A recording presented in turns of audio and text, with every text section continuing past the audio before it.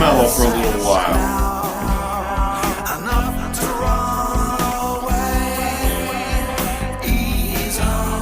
Let me share this a few places and we'll get her rolling.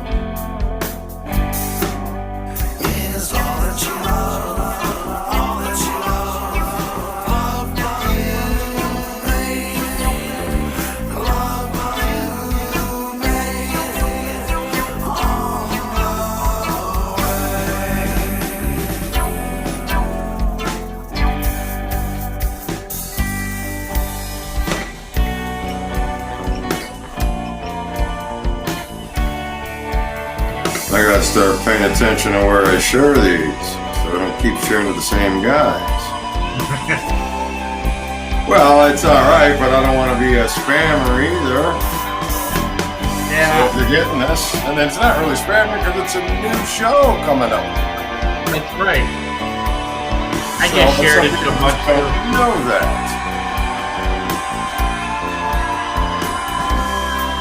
A couple people looking in.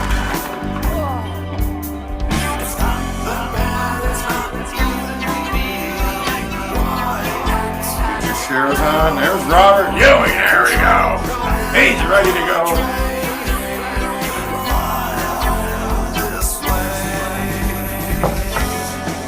Oop, we got a couple people asking to join. Let me get that done right away.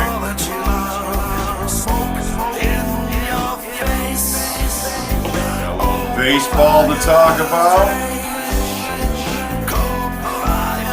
Games that have finished, as well as games yet to have started.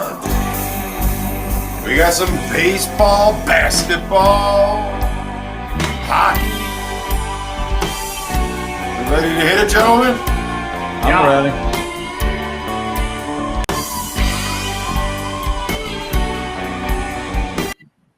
And there it is. All right, there we go. Yeah, you know the song go for 6-7 minutes. I like the song, but I'm a little biased. The one song I played drums on for actually that wasn't noticeably bad. Let's put it that way.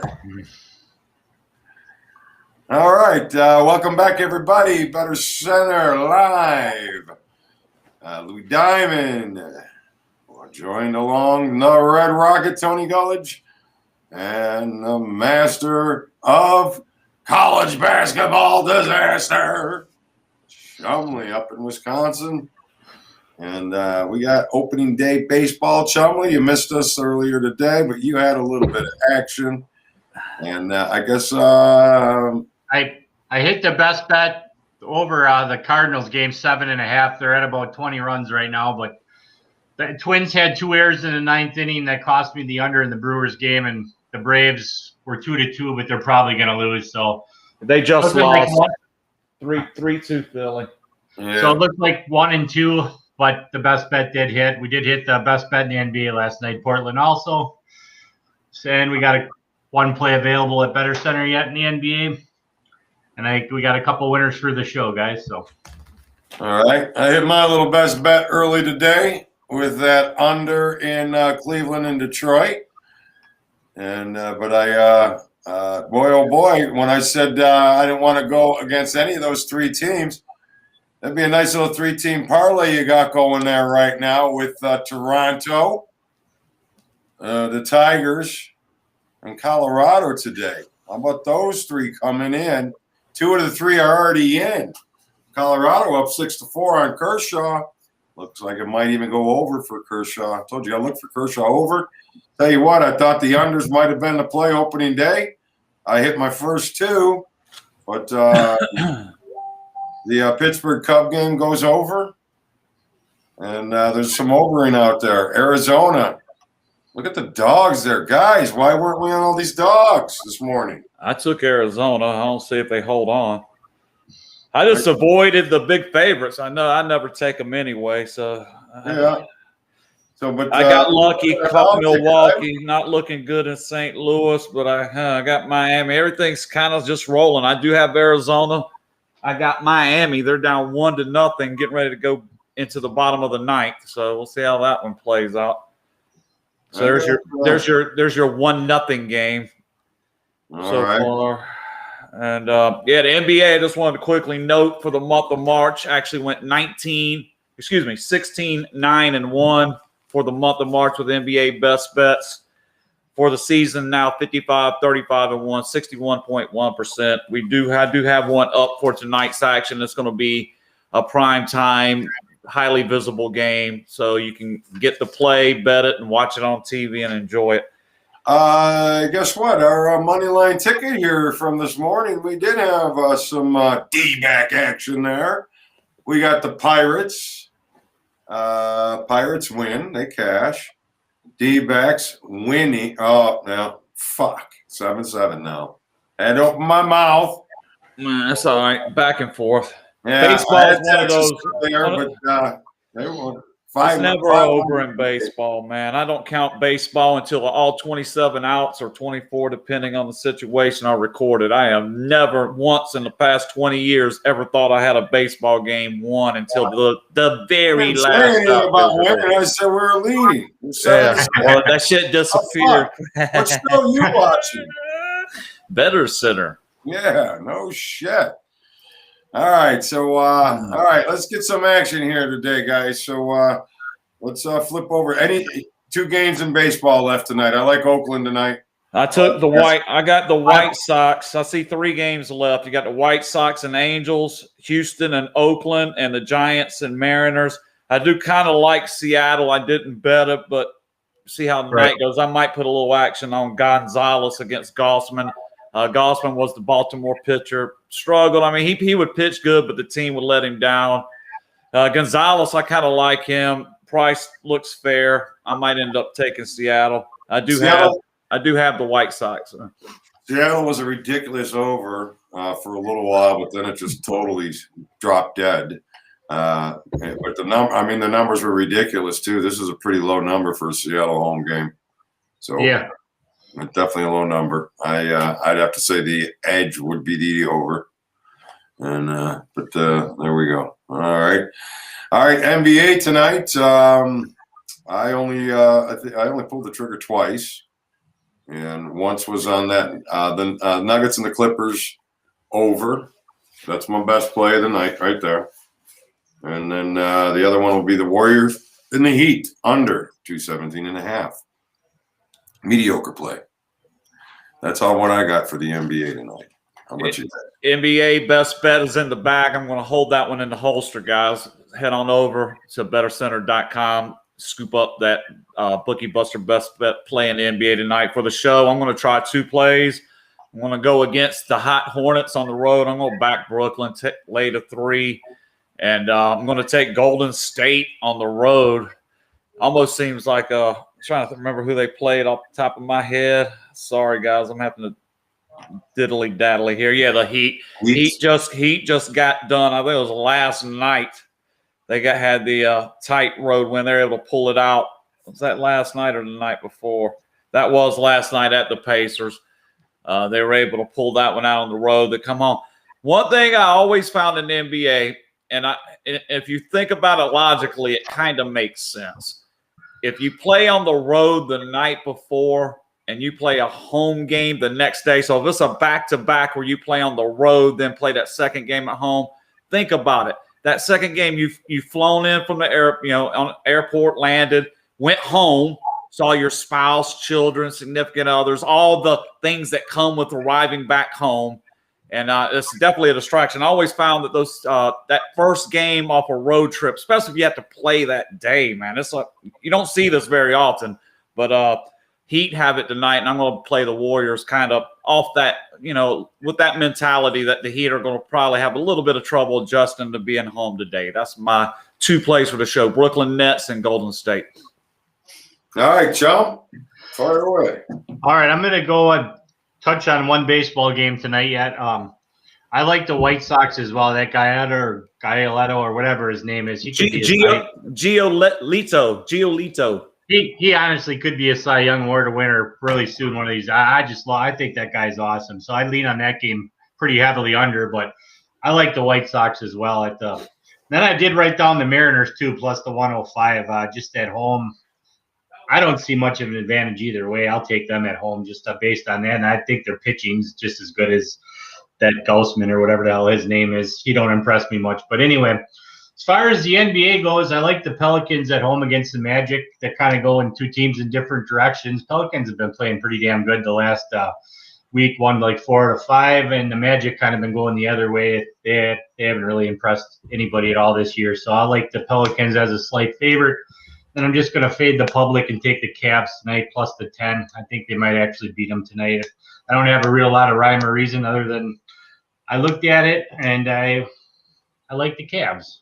I don't have a lot of great reasoning for you guys on that one, except just a gut feeling. The gut feeling. Yeah. All right. So what was I going to say? Pelicans at home. Look at that number. They're just inviting you to play that fucking thing over. Yeah. What is it? Is it just me or have the scores been down this week, or is it just me? No, I think the totals seem like they've been lower and lower. Yeah, I've seen a lot of them. The actual games they're playing. I noticed one game I was watching. God, I keep getting my days confused, but it was like under 70 going to the fourth quarter. They're like 69, 68 or something. I was just thinking, hey, that doesn't seem like 2021. That's like a halftime score. Hey, there's Cusimano. Look at him. Day late, dollar short. Tony. Yeah, you should have him yesterday. Maybe he hit the button yesterday and it's just now coming up on the screen. Hey, Latricia, welcome back. Hey, Latricia. Hey, how's it going? John with the Angels. Had a nice winner there with his dog with the Tigers. He doesn't like our White Sox. John had a nice dog there. He's coming with the Angels tonight. Yeah, Tigers I thought was a pretty good play, man. I had no problem with that one. That was good enough. Well, it's all about the odds. Sometimes you gotta think of it in a different light. Like I said, if you're getting plus 150, that means you need to win 40% to break even. You might realistically in your head think they only have a 45% chance of winning, basically acknowledging more likely than not they're going to lose the game. But based on the odds you're getting, you can nickel and dime yourself a profit over the long term. Well, there's no doubt that the pros make the money in the dogs, and you have to have the balls to play the dog. So when you lose $1.40 dog, you can't sit down and say, "Son of a bitch, screw them dogs." No, I just keep firing on the dog. That's where the money is made in betting dogs. You got to blend it a little bit. Because they'll get on these runs in baseball where the chalk will win for 2 or 3 weeks. And if you just keep firing dogs, you will get stomped. Likewise, if you just bet chalk, you will get crushed into dust the first couple weeks that the favorites don't win anything. You know, you get those minus 200s on 3 or 4 game losing streaks and you're done. I mean, I can imagine betting that shit straight up the wallet. You're blowing dust out of your pocket quick. And there's no worse feeling in the world to me to put up like $1,000 to win 400 and a team gets beat, man. I mean, that's like a double. That's a double kick in the nuts, man. We're not. I mean, well, Vegas Dave will do that, and then he'll double up and triple up. But nobody's selling. People do that, man. I try to talk people out of. There are people that bet those, and I know guys that bet NBA money lines, man. I know people. Right. People are laying that chalk all day long and eating it. Oh, God, you'd be surprised, Lou. There's people out there. There's this lesson to learn. So, and they'll do good. What will happen is they'll do good for a little while, and that'll entice them to keep going with that philosophy. And that's, I guess, I don't know if that's the worst way for it to happen or just to lose initially. You got to learn how to separate the two, the parlay and the straight bet. You got to learn how to separate the two. It's not the same thing. That's all. You want to put them both in together, and they're not the same thing. It's one's an apple, one's an orange. But when you blend them together, they taste about the same if you think about it. I try not to parlay too much, but like I say, I understand why it's done, and I will make a few. Just I keep it to such a low percentage of my total risk. It's almost like an anomaly to actually make parlay bets. Just it's hard to win. It says you can't do it. No, I would never make a hard fast rule out there. All right, so let's get into hockey. Is that it for NBA? I guess so, right? That's Yeah. NHL. NHL, a lot of games there tonight, but I'm fairly limited with my action. Maybe that Florida game under looks like a play. Florida and Detroit under. Most certainly got to figure out a way to tie Florida into something. Once again, we'll talk about those parlays. Who could we possibly tie that Florida team into? Because there's quite a few favorites out there tonight. But I'm going to tell you, this is the night we're going to hit them fucking dogs. That round-robin dog, this is a good night for it. So Florida's really the only solid favorite I like. Even Tampa Bay at minus 250 scares me against Columbus. They just don't own them. They don't take care of business against Columbus. So that worries me. So that's, Detroit and Florida under would be my one straight bet. Probably the Bruins, a little bit there as well. Minus $1.15, $1.20 against Pittsburgh. And other than that, I see Dog City. How about you guys? Anything? Yeah, I got one play. I missed last night's show. The night before, I had Montreal. I think they won 4-0, so that was a good one. I'm going to go with the Capitals tonight as they take on the Islanders, slight underdog. Love this goaltender's record. Looks great. Love this price. I acknowledge the Islanders aren't a bad team, but Right. Neither are the Capitals. And getting this goaltender 8-1-1. Looking really good at plus 120. So that'll be my play. It'll be on. And I think I will put a little taste on that just to enjoy it. See if I can cash one. Take the Capitals NHL. All right. How about you, chums? Nope. I got home late and I didn't get around to the NHL today, so I can't give you guys anything. I'm kind of useless tonight again. I'm sorry. All right. So useless eater. That's what she said. Yeah. All right. Well, all right. So we got, let's go to our ticket. Let's bet a nice underdog ticket. I think it's there tonight. We'll throw the Sabres in there one more time. Maybe they got a little momentum. Rangers, that's an awful lot of money to be laying on the road. I'll throw the Blue Jackets in there, Columbus over Tampa Bay. Got to believe they have opportunity there. Ottawa, plus $1.60 at home against the Canadiens. Blackhawks plus $1.40. We're going with most of the dogs here today. Good. Even Minnesota, they've done well against Vegas. Underdog night in hockey. Where's Marcus? Yeah. No, Marcus. I have not seen Mark. Latricia likes Washington. Is this the run line? I think she's talking NHL, which me and her run line. Is that minus? Yeah, that'd be straight. Plus the $1.50 in the hockey. Okay. Straight up. Yeah. I think that's what that means. Oh, yeah. Run line, puck line. Yeah. Plus 1.5. Okay. No, minus 1.5. Or I think the Capitals would be the plus one. NHL. Thank you, Latricia. I'm kind of smoking weed. Plus 1.5. You're right. Okay, so Penguins. Latricia likes Penguins, Capitals, and the Predators. Is that I'm assuming that's like a little 3-teamer, all plus 1.5. Right, I feel you. Okay, that's a Louie bet. That's she's taking lessons from Louie. That is definitely a Louie. Job, I like it. I like it. That's a Louie bet. And I kind of doesn't look bad either because I actually like all three of those teams that you picked. I'm sitting here, I was looking at parlay. I do like the Nashville. I was looking at Nashville thinking that I was in the mix. And then also the Penguins, right? Yeah, I agree with you, Latricia. And you're taking that insurance policy, put them all together. She did a 5-pick. Okay. Good luck. Right. I hope it hits for you. Miami under. Oh, she probably went to the NBA with that one, right? Yep. And they didn't score a lot, lad. That was kind of an ugly fourth quarter. Yeah, last night, that fourth quarter.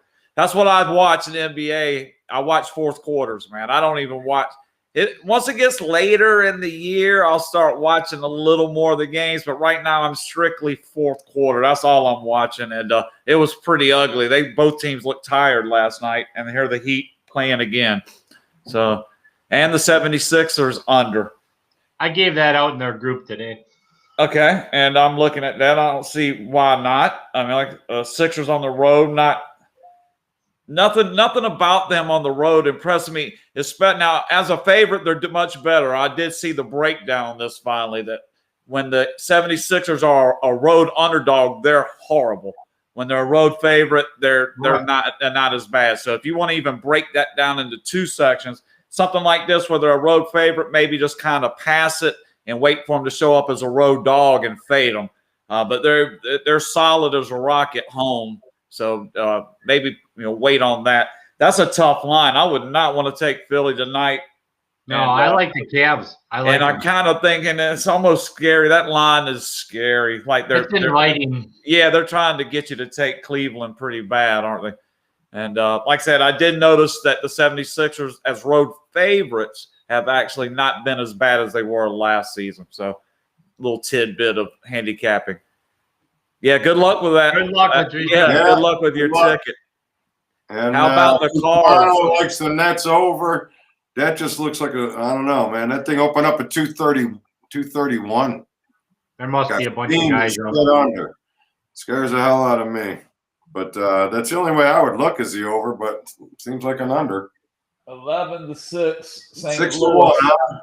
On the 3 team.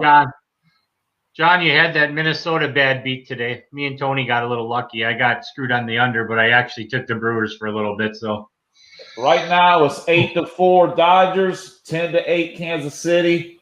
You mean 8-4 Rockies? 8-4 Rockies, 10-8 Kansas City. Arizona Padres tied at 7, and 11-6 Cardinals in the 8th inning. That was a good one. I got Texas 10-8 still. Yeah. Kansas City 10-8, top of the 6th. Nothing like going up 5-0, and And then it's tied at the end of the first. I saw. Did that bottom of the first. I thought the top of the first took a while. I nodded off and kind of noticed, damn, they're still batting. I think the bottom of the first was longer than the top of the first. Man, that shit took forever, man. Be nice to have that over. I'm glad I stayed away because I actually like that play under. You could get a sunburn in the first inning on that one, dude. That's how long that shit was. That was long first inning. And especially if you're going with a bunch of guys drinking, that's going to be a long game. That's a lot of beer before the first inning's over. You spend $100 in the first inning. Game, I guess it was 2 years ago. And it was the hottest and the humidest day of the year. And they probably scored 24 runs. And holy shit, what a day. It was so you got I have to, with my little ginger ass, I have to take into account, sheltering from the sun on those days. And I'm kind of a wimp. I'll get seats with underneath the overhang or something. I make sure I'm not sitting out baking in the sun like a fucking potato, man. Well, I get dialed in. I got my buddy from DC. He's my Damone. So we go to those games. We actually go into the cool. We drink and eat and everything. Sit right there. You go right down the front row behind the bench. Bob Euchre over here, man. Yeah. Well, that ain't me, man. Sir, come here, sir. Oh, I must be in the front row. Yeah. So come on, sir. When those games get hot and sweaty and the beer is free, damn, free beer. Yeah, that's. I'm not a big beer drinker, but I'll tell you, when you're watching a game, a big old bag of peanuts, and just free too. I mean, come on, you guys come to Wisconsin for a week, you'll turn into beer drinkers. Trust me. Maybe it's the water that bad. Usually people 30 at a time. The habit of beer drinking really came from the trouble keeping water purified. So we're gonna be able to do some. We're gonna have to do some BettorCenter games from Lambeau. That'd be awesome. Well, if I'm here, we're gonna move somewhere during the winter, but we could come back for a while. Snowbird it, man. You go snowbird it. You got tickets, right? Well, I did, but I don't know if I will. I get them from the lady. Well, I got them from the lady for several years, but if we're moving, I probably won't get them. Oh. Well, maybe. We'll see what happens. Yeah, well, maybe BettorCenter will. Well, I can still get you guys. I can still get you guys tickets, though. Even There we that, go. that I don't have a problem. BettorCenter contest with some games. I hate paying a lot of money to go. I don't know why I'm so cheap, dude, but I'm a tightwad. I hate paying like a lot of money to go watch a game in person, knowing full well I can do like a massive spread at my house with a gigantic TV and just enjoy it just as much. Bunch of guys and having a good time. Right. Yeah. If things get back to normal, yes, but the whole mask. As soon as I'm allowed, sure, there's gonna be some social, just for the social effect. Just get into a crowd, man. That's kind of miss it a little bit. That was the fun part of the big crowds, is being part of what might be a big moment in sports. You never know. Anytime you show up at a big event, you might see something that 30 years from now, everybody's going to remember what happened that day. And let me tell you, I don't know if you saw my post today with, Cusimano sent the Tommy Lasorda video, and it got me reminiscing opening day. I don't know if you saw the post, but I actually hung out in the locker room with Tommy Lasorda for 3 days during the 1988 World Series. That was crazy. Earthquakes. That was the earthquake. No, the year before, when the Gibson hit the home run in L.A., then they went to Oakland. And listen, I was betting Oakland every day, sitting in the locker room eating tripe with Tommy, betting Oakland. I paid dearly because they crushed it. And I'm trying to be a Dodger fan throughout. Inside, I'm like, man, I bet against them. That shit happened I remember that happened. I was my early days of gambling. The Reds and the A's World Series, where Jose Rio dominated the A's. Everybody was betting on Oakland. That was my early days of gambling. The Bass brothers, McGuire and Canseco, and the Reds just whipped their ass. There was a bunch of sad people to just like, Yeah, I saw him. I saw him pitch a shutout. I'm not sure exactly how many hits. It was pretty. I had the over, so it was not. Watch Jose Rio shut him down. I'm trying to think. My best one. I've seen Maddox. I saw Maddox pitch a few times, so that was probably in one of the games I went to watch. He threw an 84 pitch complete game, and the game was over in like an hour and 55 minutes. It was 2-0. And I'll take that one to my grave. I was like, my God, I've never seen anybody do. The dude was literally pitching to hit their bats. He was pitching, and there was just like some squibber back to the pitcher. This shit was just. Yeah. He's like best friends with a friend of mine. They went out, because of high school out here. But he was on HBO. He was a segment right after my segment. He's probably my favorite of my generation. Just because, not because he could overpower you, not because his curveball broke 2 feet, but because he could put that ball right where he wanted, damn near every single time, any pitch. And it was almost like that Fernando Valenzuela screwball he threw. But he's right-handed, of course. It was awesome. He would throw that pitch to left-handers where it looked like it was coming right at the left-hander, would peel back over the plate at the last. I don't know how many looking Ks he had with that one pitch. But, he was worth the money. Now, I would pay money to go watch him pitch. All right, so to end, we went to dinner with Tommy Lasorda after they won the World Series. So we're all at the table. And everybody kibitzing and all that, and so we start doing some trivia questions. And then so Tommy decides to get involved a few minutes later, and he stands up and he goes, "You want trivia? I got it for you." And he throws out a baseball trivia question: who is the only switch hitter to win the MVP for both the American League and the National League? That's Frank Robinson, right? It is not. No, okay. He wasn't a switch hitter. He did the red. I answered this question as fast as you did that, and I have the right answer. But you were right. Switch hitter. Wasn't Mickey Mantle. I'm trying to think. I went switch from Tommy's best friend to the Is it a recent player or an old-timey player? Well, this question was in 1988, Okay. and oddly enough, the question was no longer valid a few years later because third baseman from Philly in the 90s repeated the feat. Winning, you talking about winning MVP in both leagues, right? Is that what the question was? Yes. Yeah, there's not many switch hitter, right? Not many people have done it anyway. I know Frank Robinson played for the Reds and the Baltimore, right? Did it? Now listen, I just want to put a disclaimer in there because I could be a tad bit wrong when I say this because there may be an addition. It could have been in an all-star game. Ooh, okay, that might be it. There you go. There you go. The American League and the National League, it could be in an all-star game. Okay. But the trick part of the question, switch hitter. Right. Okay. And that limits it really fast. You start chopping the list down pretty quick. But who was it? Who was the answer? Yeah, who was it? Cusimano has to ruin it for everybody because he knows this fucking trick question we've talked about. Vida Blue. Vida Blue. Okay, hitter. He won MVP of the All-Star game because he certainly never won league MVP. No. Okay, so All-Star game. Okay. Right. Then now we make sense. I'm sitting there going the list of players even come up with anything. Frank Robinson did it right. Won MVP in both leagues. There's hardly anybody who's ever done it. No, switch hitter or not. Right. So yes, you need that All-Star game.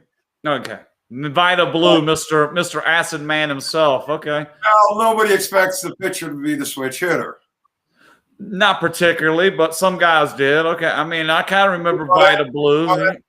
He was pretty good. He was like say all-star level guy. I know, but did you know he was a switch hitter? No. I didn't. No. Would have never known it.